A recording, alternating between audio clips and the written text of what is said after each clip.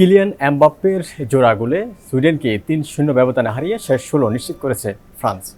দর্শক, বিশ্বকাপের সকল খবরাখবর নিয়ে সমকাল বার্তা কক্ষ থেকে আপনাদের স্বাগত জানাচ্ছি। আমি ওমর ফারুক। আমার সঙ্গে যুক্ত আছেন সমকালের বিশেষ প্রতিনিধি সেকেন্দার আলী। সেকেন্দার আলী, আপনাকে স্বাগত জানাচ্ছি। ধন্যবাদ। আসলে কেমন দেখলেন সুইডেনকে ৩-০ ব্যবধানে হারিয়ে শেষ ১৬ নিশ্চিত করেছে ফ্রান্স, এবং এমবাপ্পে জোড়া গোল পেয়েছে এবং তিনি গোল্ডেন বুটের দৌড়ে এক ধাপ এগিয়ে গেলেন। কেমন মনে হচ্ছে? ফ্রান্স হলো ভয়ানক। এই ফ্রান্স হলো চ্যাম্পিয়নশিপের দাবিদার। এই ফ্রান্স হলো সুন্দর ফুটবলের প্রদর্শনী করছে।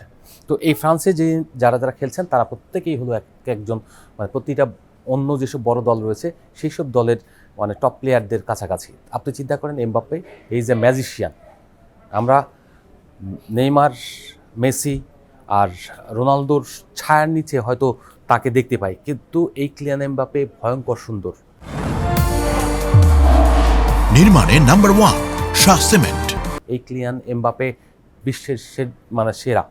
কেন সেরা? আপনি দেখেন তার ডজগুলো দেখবেন, তিনি যেভাবে ভেতরে ঢুকে গোলটা করেছিল সেই গোলের কথা চিন্তা করেন, এবং উনি যে পাসগুলো দেন অনেক সময় ড্রিবলিং করে, এই যে ড্রিবলের যে একটা নান্দনিকতা রয়েছে, একটা স্টাইল রয়েছে, সেই স্টাইলের প্রদর্শনী দেখেছি আগের ম্যাচগুলোতেও, এই ম্যাচেও।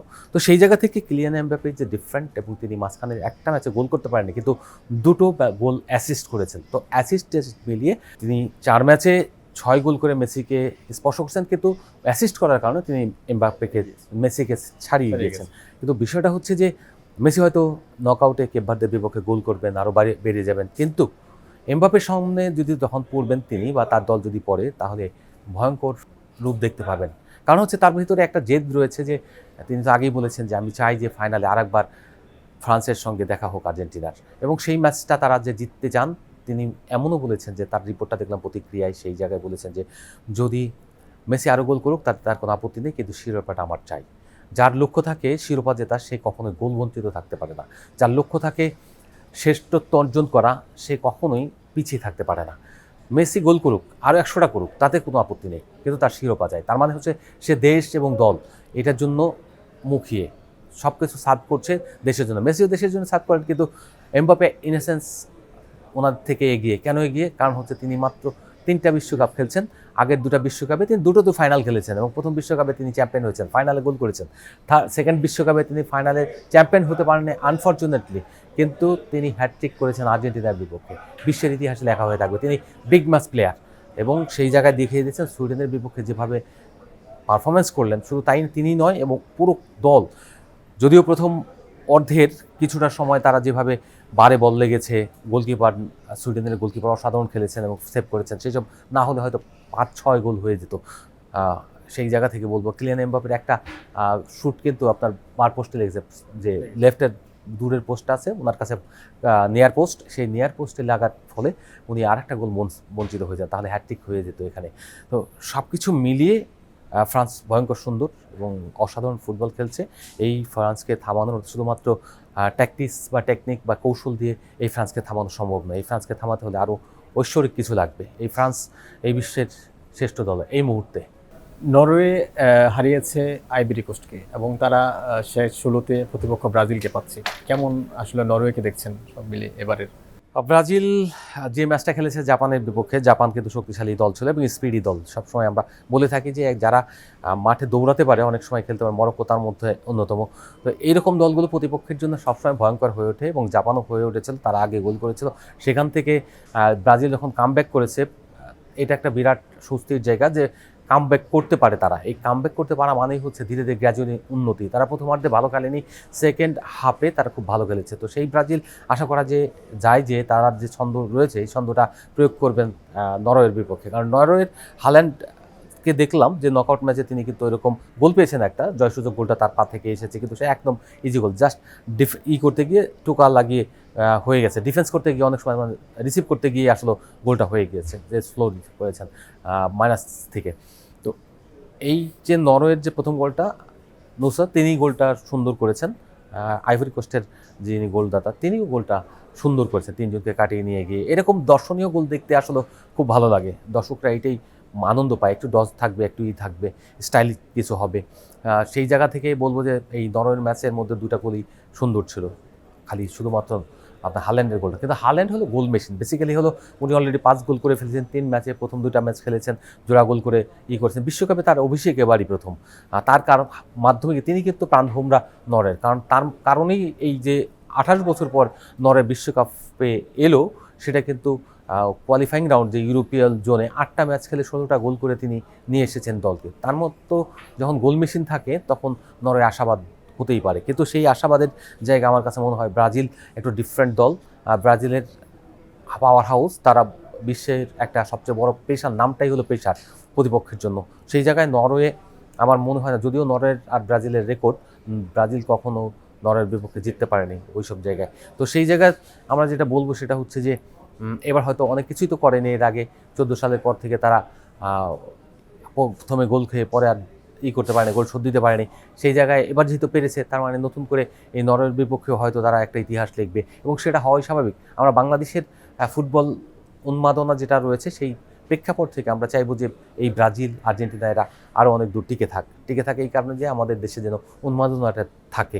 বিশ্বকাপের উন্মাদনা সমর্থন কেন্দ্রিক হয়, আর সমর্থন যদি নাই হতো তাহলে কেউ খেলা দেখতে বসতো না। খেলা ধরেন কারো না কারো তো সমর্থন করতে হবে, একটা ভালো লাগবে, একটা করে, কিংবা তাৎক্ষণিকভাবে দল কিন্তু পছন্দ করতে পারেন ম্যাচ শুরুর আগে।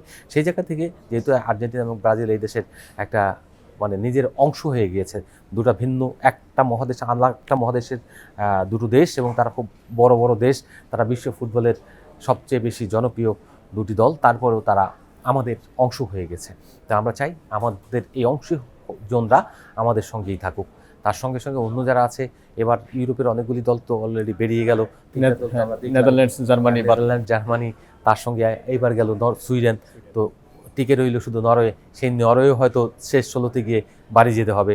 আরও যারা থাকবেন, ফ্রান্স কেবলমাত্র টিকে থাকবে আমার ধারণা, এবং আরেকটা থাকবে সেটা হচ্ছে স্পেন, পর্তুগাল যদি থাকে তাহলেও সেটাও হবে সুন্দর ফুটবল দেখতে চাই আমরা, এবং পর্তুগালের যাওয়া উচিত। তাদের যে অবস্থা, সামনে পর্তুগালের খেলা আছে আগামীকাল, সেই জায়গা থেকে বলবো যে পর্তুগাল, রোনালদো আবার জ্বলে উঠবেন। লাস্ট ম্যাচে তিনি নিষ্প্রভ ছিলেন, প্রথম ম্যাচের মতো তাকে খুঁজেই পাওয়া যায়নি, তবে যেহেতু কোয়ালিফাইং করা হয়ে গিয়েছিল, তার হয়তো এই কারণে কিছুটা ঢিল দিয়ে খেলেছেন। এই ম্যাচে তিনি আবার জ্বলে উঠবেন, ভারত গতিতে খেলবেন, সে প্রত্যাশা অবশ্যই করব। তার সঙ্গে আছে আপনার স্পেনের খেলা, স্পেনের বিউটি, স্পেনের খেলাগুলো ছোটো ছোটো পাস, আমরা যেটা বলি সেটাই, এই পাসের যেটা অসম্ভব সুন্দর টিকি টাকা, এই টিকি টাকার ছন্দ যদি দেখাতে পারে তাহলে স্পেন ডেফিনেটলি ভালো খেলবে। এই জায়গায় যেটা আমরা মনে করি, সে ওদের তো সবচেয়ে বড় প্লেয়ার হলো ইয়ামাল, 18 বছরের তরুণ, সেই 18 বছর কোনো বাধা মানে না।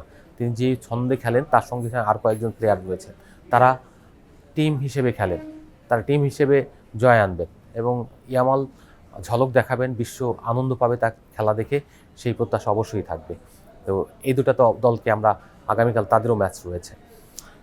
এখানে আর্জেন্টিনা এখন তার মায়ামিতে আছে, ওখানে প্র্যাকটিস করছে, তারা পরে একদম 4 তারিখের ম্যাচে খেলবে, ওই সময় তাদের কেপ ভার্দে দল। তো ওই পর্যন্ত আমরা অপেক্ষা আরও সময় পাবো সেই আলোচনা করার জন্য। কিন্তু এই মুহূর্তে আরেকটা ম্যাচ যেটা গেছে মেক্সিকো, আপনারা তো জানেন সেই মেক্সিকো ম্যাচটা আজকে সকালের দিকেই ছিল, এবং সেটা 7টায় ছিল, 1 ঘন্টা দেরিতে শুরু হয়েছে ঝড় বৃষ্টির কারণে। ওখানে যে হয়েছে থান্ডার বোল্ট হয়, সবচেয়ে বিপজ্জনক হলো ওই উত্তর আমেরিকাতে যখন আপনার কখনো বজ্রপাত হয় বা বৃষ্টি হয়, তখন প্রচণ্ড থান্ডার বর্ষণ হয়। এই যে বজ্রপাত, এই বজ্রপাত কিন্তু ভয়ানক, ওখানে ওইসব দেশে গাছ চৌচির করে দেয়, আপনি ভিডিও দেখে থাকবেন, বাড়ি গুড়িয়ে দেয়, এমন বজ্রপাতের ভয়ানক বজ্রপাত। তো সেই ভয়ানক বজ্রপাত 3 ঘন্টা আগে থেকে দর্শকরা স্টেডিয়ামে আসছে, সেই জায়গায় এরকম বৃষ্টিপাত বা বৈরী আবহাওয়া খেলাটা 1 ঘন্টা বিলম্ব করে দেয়। তারপরে যে সময় মানে নির্ধারিতভাবে 90 মিনিটের খেলা সম্পন্ন করা গেছে, এবং 2-0 গোলে মেক্সিকো জিতেছে। তারা 40 বছর পর নকআউটে ম্যাচ জিতেছে। It's a big huge for as a home team, এবং তারা ডমিনেট করে খেলেছে। প্রথম অর্ধেই 2টো গোল করেছে, প্রথম গোলটা করেছে 22 মিনিটে, তারপরে 9 মিনিট পরেই, আরও 9 মিনিট পরেই আর সেকেন্ড গোলটা হয়েছে। সেকেন্ড হাফে আর গোল করতে পারেনি, কিন্তু যোগ্যতা হিসেবে তারা শেষ 16তে উন্নীত হয়েছে।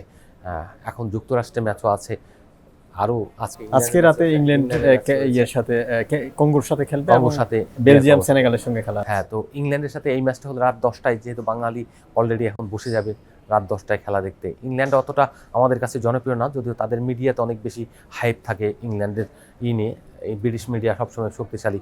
তো সেই জায়গা থেকে বলবো যে ওখানে যিনি আছেন হ্যারি, তো এই হ্যারির কাছ থেকে সুপার কিছু পারফরমেন্স অবশ্যই আশা করা যেতে পারে। তিনি অনেকদিন ধরে ভালো ফুটবল খেলেন, ইউরোপের লিগে খেলেন, জার্মানিতে তিনি খেলেন বুন্দেসলিগার টপ স্কোরার। তো আজকে এই তার দল দেশের জন্য কেন টপ স্কোরার হবেন না, কেন দেশের জন্য রেকর্ড করবেন না? তিনি যদিও এই আগের ম্যাচেই সে হচ্ছেন, তার নিজের দেশের যে লিনেকারকে পেছনে ফেলেছেন, তো সেই জায়গায় এখন তার আরও ছাড়িয়ে যাওয়ার একটা সময়। আজকে করুন না, 3 গোল করেন, জিতে যান, জিতে আপনি শেষ 16তে আসেন semifinal, quarter final, semifinal, final পর্যন্ত আমরা আপনাদের খেলা উপভোগ করব, বাংলাদেশ উপভোগ করবে। তো এইসব দলগুলো তারকা বেস ভিত্তি যাদের রয়েছে, তারা যখন খেলবে, তারা যখন জিতবে, তখন ফুটবলের সৌন্দর্য বেড়ে যাবে। কারণ সব কিছুর মূলেই হলো তারকাদের উপর নির্ভর করে খেলা। কোনো দল হয়তো টিম গেম খেলে যেতে, কিন্তু তাদের মধ্যে পরিচিত এবং তারকা, যেমন মরক্কো, হাকিমের আমরা চিনি, মরক্কোর 20 জন প্লেয়ার আপনার ইউরোপিয়ান লিগে খেলে। মরক্কো আফ্রিকার দেশ, জিব্রাল্টার প্রণালী শুধুমাত্র স্পেন থেকে তাদেরকে বিচ্ছিন্ন করেছে, কিন্তু সেই প্রণালী খুব বড় না। তো এতটুকু জায়গার মানে ডিফারেন্স, একটা মাঝখানে একটা প্রণালীর ডিফারেন্স, মানে কিন্তু সেই জায়গায় ওদের দেশের সঙ্গে আবার স্পেনের ছোট ছোট দুটো দ্বীপ রয়েছে। তো সেই জায়গায় এই জিব্রাল্টার তাদেরকে আলাদা করলেও, দেশ ভূখণ্ড আলাদা করলেও, তাদের খেলার ছন্দে কিন্তু আলাদা করতে পারেনি। তাদের মনে হয় যে খেলা একই। দুই দলই কিন্তু এরকম ছোট ছোট পাঁচে ছন্দময় ফুটবল খেলছে এবং তাদের স্কোরার রয়েছে। যারা ইউরোপে এতগুলি প্লেয়ার খেলাতে পারেন, যারা পুরো ইউরোপ থেকে চষে বেড়ান, তাদের খেলার ছন্দ তো আপনার ধরনে তো অবশ্যই ইউরোপীয় ন্যাকটা থাকবে, এবং সেটাই আমরা দেখতে পাচ্ছি। এবং তারা ভালো ফুটবল খেলে জিতে। সবচেয়ে বড় ব্যাপার হচ্ছে নেদারল্যান্ডসকে বাড়িতে পাঠিয়ে তারা সুপার মানে শেষ 16তে উন্নীত হয়েছে। তারা আমার ধারণা এই বিশ্বকাপের অন্যতম ফেভারিট, যদিও তারা কখনোই ফাইনাল খেলেনি বলে তাদের কতটা গুরুত্ব দেওয়া হচ্ছে না। লাস্ট ওয়ার্ল্ড কাপই তো তারা সেমিফাইনাল খেলেছে। আশা করা যায় যে তাদের যোগ্যতা দিয়ে তারা প্রমাণ করে প্রয়োজন মধ্যে ফাইনালে যাক। আমরা চাই নতুন কেউ চ্যাম্পিয়ন হোক। যদি এরকম মরক্কোর মতো দল যদি কোনোভাবে জিততে যায় বা চ্যাম্পিয়ন হতে পারে কিংবা ফাইনাল খেলে, তাহলে আফ্রিকার জন্য একটা বুমিং। এখন এইবারই আপনার 10টা দলের মধ্যে 9টা নকআউট স্টেজে খেলছে, তার মধ্যে অলরেডি 2-1 তো বাড়িতে চলেই গেল। আমরা দেখছি গতকালকে আইভরি কোস্ট হেরে গিয়েছে, তো ওরা চলে যাচ্ছে, পশ্চিম আফ্রিকার দেশ। সব মিলিয়ে একটা সুন্দর ফুটবল হচ্ছে, সুন্দর বিশ্বকাপ হচ্ছে। এটা আরও হয়তো সুন্দর হবে। এখন বেলজিয়াম আর সেনেগালের মধ্যে কাকে এগিয়ে রাখছেন? ডেফিনেটলি বেলজিয়ামের ফুটবল, লুকাকু ওখানে রয়েছেন, তিনি খুব ভালো একজন প্লেয়ার এবং তার খেলা আমরা ইউরোপিয়ান লিগে সবসময় দেখে থাকি, এবং সেখানে তিনি আসলে একজন নামি প্লেয়ার। তার ছন্দ, বেলজিয়ামের আক্রমণ, বেলজিয়ামের ড্রিবলিং, একবার দারুণ একটা ফুটবল খেলে। সেই দলটাকে যদি না জিতে, তাহলে কিন্তু একটা মনে হবে যে বঞ্চিত হচ্ছে দর্শকরা, কিংবা সুন্দর ফুটবল যারা, ভালো ফুটবল যারা পছন্দ করেন, তারা এই জায়গা থেকে, তাদের খেলা দেখা থেকে বঞ্চিত হবে। আপনার সেনেগাল, ঠিক আছে, সেনেগাল যদি বেটার ফুটবল খেলে অবশ্যই তারা জিতুক, কারণ পেছন থেকে দল উঠে আসতে পারলে সেটাও তো একটা বিশ্বকাপের সৌন্দর্য। আপনার শেষ 32 থেকে যদি শেষ 16তে যেতে পারে তারা, সেনেগাল যে ম্যাচগুলি খেলেছে সেখানে খারাপ খেলেনি, কিন্তু সক্ষমতার কথা বলেন আমাকে, তাহলে আমি বলবো যে এখানে বেলজিয়ামে এগিয়ে। আপনাকে অসংখ্য ধন্যবাদ আমাদের সময় দেওয়ার জন্য। দর্শক, আজ এই পর্যন্তই। আমরা বিশ্বকাপের অন্যান্য খবর নিয়ে আবারও হাজির হব। ততক্ষণ পর্যন্ত সমকালের সঙ্গে থাকুন।